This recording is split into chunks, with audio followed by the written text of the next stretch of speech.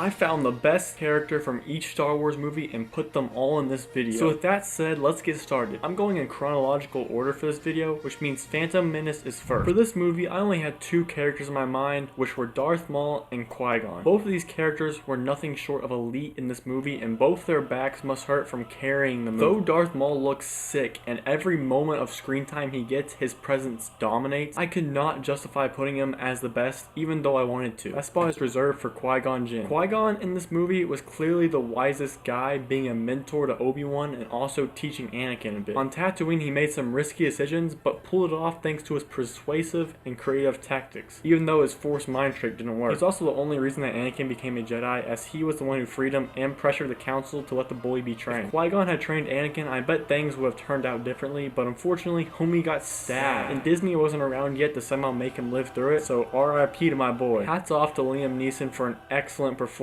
The next movie up is Attack of the Clones, and for this one, I had a very tough time. I kind of wanted to pick Anakin until I remembered how bad his romantic game is. Like, who says I don't like sand? And it's crazy to me that it actually worked. Past that, I was only between the two options of Count Dooku and Obi-Wan. While the Christopher Lee performance of Dooku was spectacular, the best character has to go to Jar Jar Binks.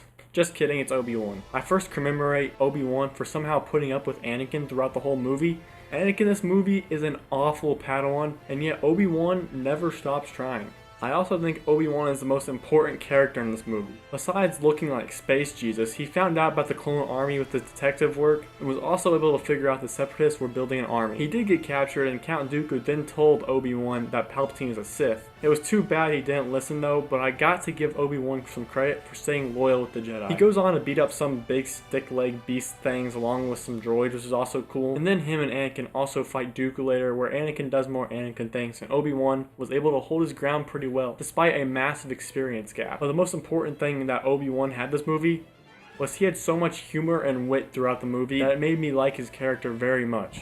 Revenge of the Sith comes next, and it was another tough choice for me between Obi-Wan and Anakin. But since I just used Obi-Wan, I guess I'll give Anakin a turn. So Anakin's the best character in this movie now. Everything Anakin does in this movie is just very Anakin-like. There's no other word for it. From the very first scene, we can already see why Anakin is the GOAT of Star Wars. He makes many off-the-book moves and lives on the edge throughout the whole movie. He also bullies Count Dooku in a duel almost by himself since Obi-Wan was unconscious. And then he chops off his head. A little violent, but hey, that's just good old Annie. Anakin also has a great sense of comedy throughout the movie, with my personal favorite here. General Grievous, you're shorter than I expected.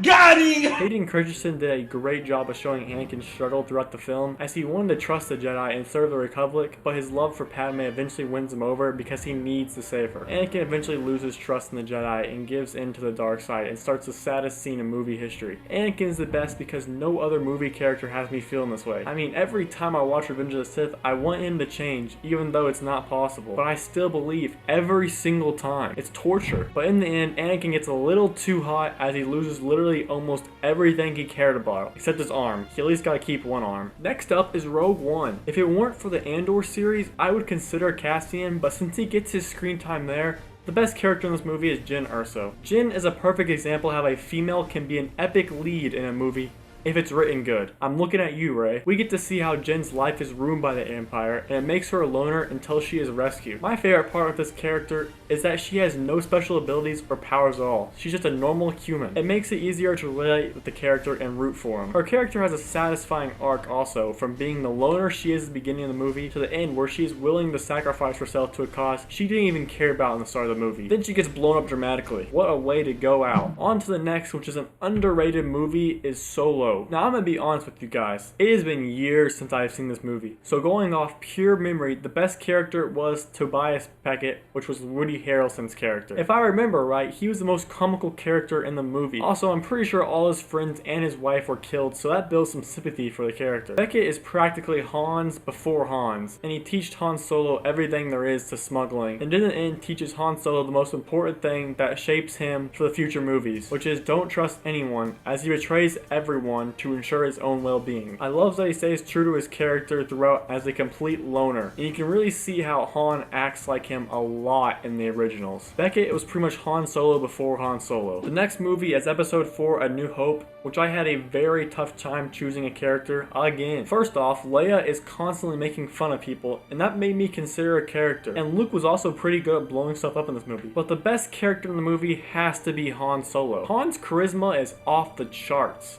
I mean, I wish I could be like him.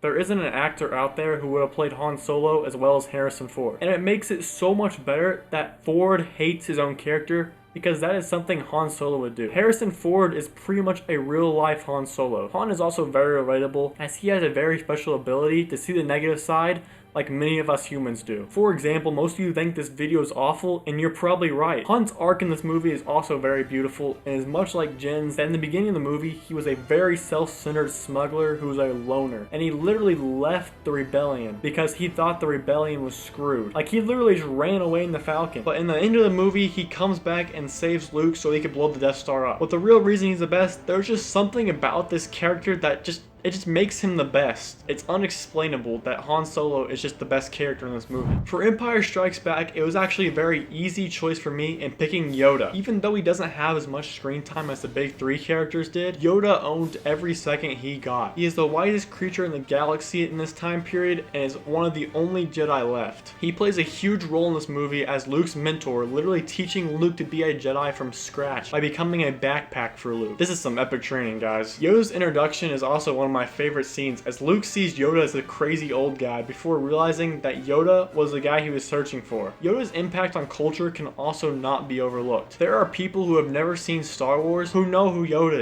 is. Heck, I don't know a single person who doesn't know who Yoda is. And famous is the way Yoda speaks, it is. That doesn't even make sense. Speaking of speaking, Yoda also drops crazy hard quotes like, "Do or do not. There is no try." Yoda is the literal perfect side character for this movie and was extremely well written by George with a balance of humor and seriousness. And if you hate Yoda, please subscribe. Oh, wrong line, my bad. I meant to say, you need to rethink your life. For episode 6, Return of the Jedi, I once again had a very tough time picking. And I may or may not have just flipped a coin because I couldn't decide. Though Darth Vader went through a heroic and emotional arc in this movie, the coin landed on tails, so that means Luke is the best character in this movie. This movie is the end to Luke's massive arc from the young farm boy in the first movie to the wise Jedi Knight that he is now. And I actually love this deleted scene of him crafting his lightsaber as a symbol that he is now a Jedi Knight. Luke also just had the persona of awesomeness throughout the film. Like when he calmly threatened Jabba over and over when he was in a terrible position, or when he got himself captured. It's hard to explain, but Luke was just so cool in this movie, unlike 2 movies later. I still have nightmares about that. He also had a massive inner conflict the entire movie. He wasn't just fighting Vader, but himself too, and he almost let loose and killed his dad. Luckily, or you could say Luke-ly, yeah, I'm sorry. Luckily, he didn't kill Vader and was willing to sacrifice himself out of hope that his dad was still good. Turns out, he was right. Thanks to Luke, Anakin's prophecy was finally completed, and then he got to go party with the Ewok. What a day for Luke. Next is Force Awakens. I'm gonna be real. I seriously thought about skipping these sequel movies since they shouldn't exist, but I need a longer video, so we must find more characters. So for episode 7, I'm just gonna go with Finn, because his character is actually interesting in this movie. I love to see that stormtroopers are actually humans, and I love seeing the unique perspective of stormtrooper going rogue. Like Jyn Erso, Finn also has no superhuman abilities at all, as he loses almost every battle he gets into. It's almost impressive how bad he is at fighting, but you gotta admire that he is at least fearless, even though he probably should be. Finn had so much built up potential from this movie, but unfortunately, that potential went absolutely nowhere at all. Next in The Last Jedi, it was very hard for me to find a best, not because there are too many good options, but the contrary. I didn't think any characters deserved it until I remembered Admiral Holdo, the absolute best character in Star Wars. Just kidding, I made Poe the best for this movie. Poe is the only character in this movie that feels like a real person. First, he makes a pretty bad mistake in the start of the movie to take down the Dreadnought and has to pay for the consequences, which viewers can relate to. Then, Admiral Holdo, the literal worst character in all of Star Wars, shows up and doesn't tell them anything and makes it seem like she doesn't have a plan and that she's gonna get them all killed. And for what reason? there was no reason. She could have easily just told everyone, but no, because we needed a plot to move forward. So Poe, being a guy with common sense and survival instincts, starts a mutiny and makes his own plan because he doesn't want to die with everyone else dying too, which is a very logical thing to do. And what does he get for his heroic efforts? He gets stunned. Man really went through it all in this movie thanks to awful Resistance leadership. I really feel for him. The last movies, ladies and gentlemen, is Rise of Skywalker. Now excuse my language, but all these characters, they are ass. So out of spite, I'm going to pick the LEGO Star Wars Complete Saga Force Ghost Anakin Skywalker as the best character in this movie because in the LEGO game, he tells Rey, I don't like sand. I agree. and I think it's funny. Thank you for watching, and I'll see you next time.